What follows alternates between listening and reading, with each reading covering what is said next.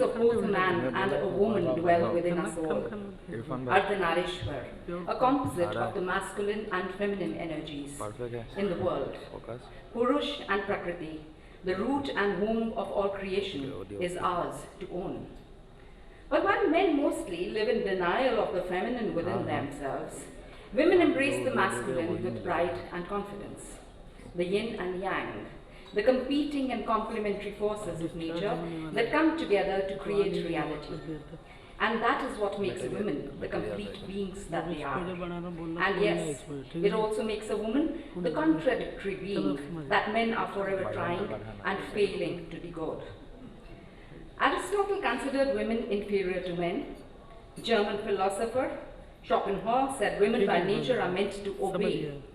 Another German philosopher, Nietzsche, called a woman God's second mistake. And then, of course, Shakespeare immortalized the words, "Frailty, thy name is woman." All definitions of women given by men. What do they know what it is to be a woman? They have no idea.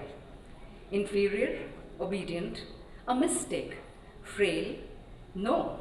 All these are adjectives women threw out of the window years ago, with many more.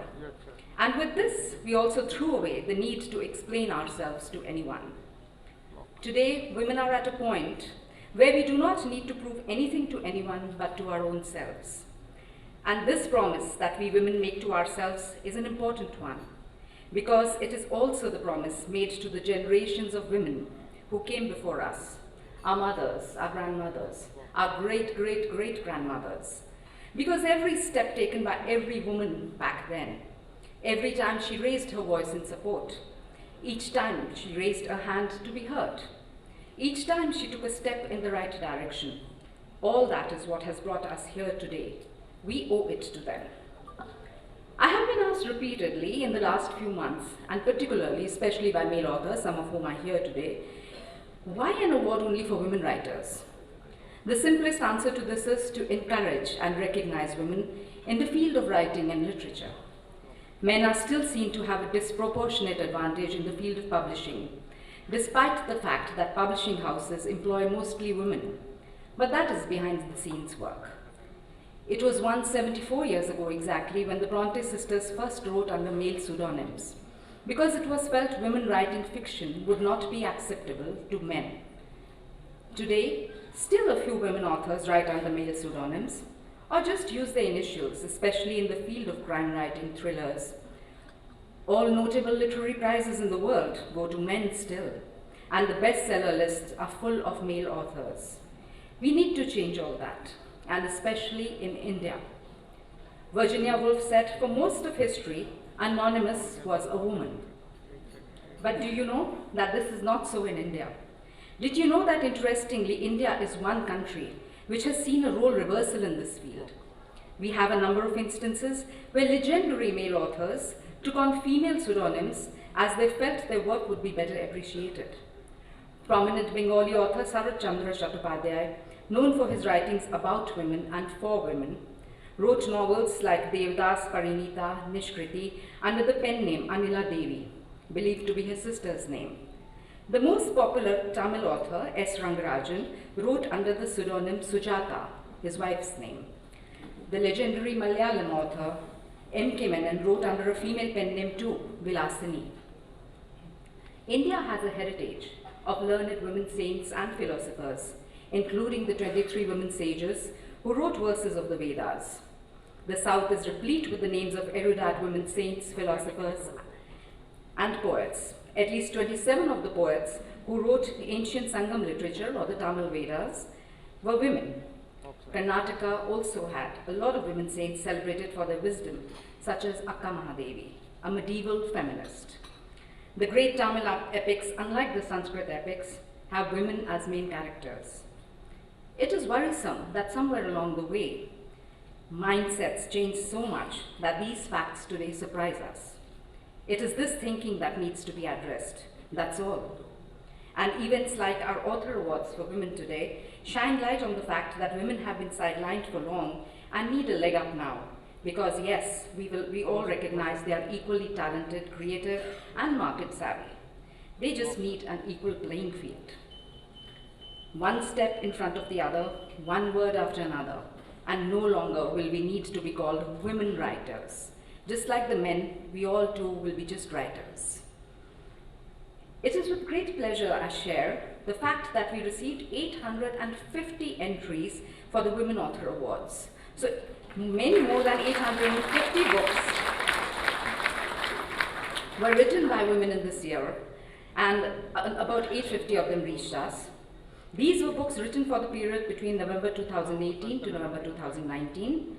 The entries went through a thorough auditing by Grant Thornton, after which an expert screening committee of diverse backgrounds helped us go through and choose the lot that would reach the judges.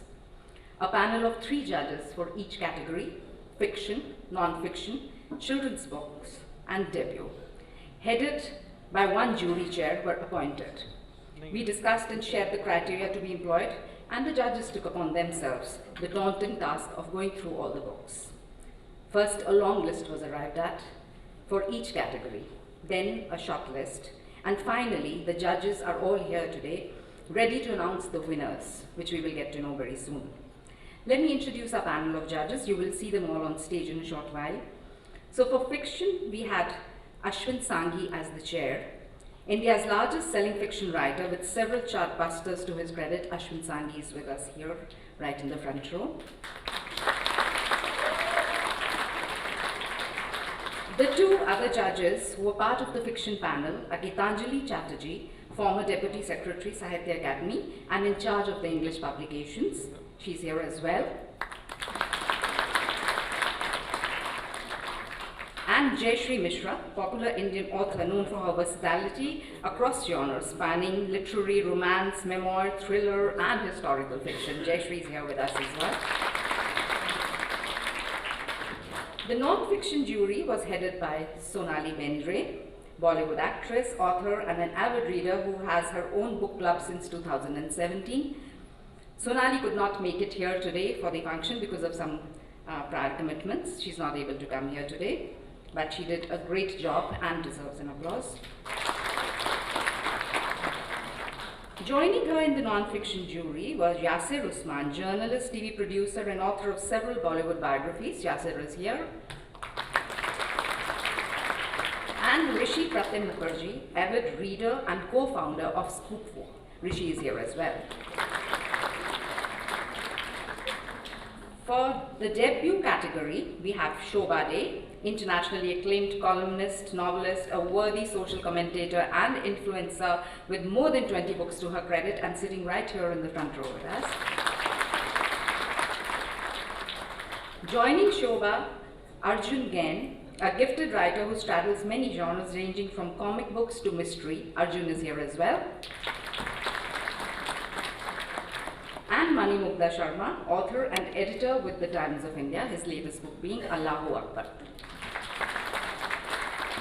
Mani Mugdha is here as well. To children's books category, Bulbul Sharma was the chair for the panel.